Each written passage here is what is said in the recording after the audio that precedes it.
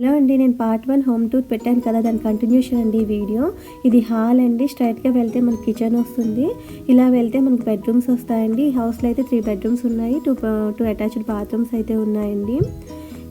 Next మనకి ఇలా వెళ్తే కిచెన్ అండి. ఇదంతా కూడా ఈ వీడియో మీకు ఎలా ఉందో కామెంట్ చేయండి, లైక్ చేయండి, అండ్ నా ఛానల్ని సబ్స్క్రైబ్ చేయండి. నేను ముందుగానే చెప్తున్నాను, మీ చివరి వరకు ఈ వీడియో చూస్తారో లేదో అయితే నాకు తెలియదు.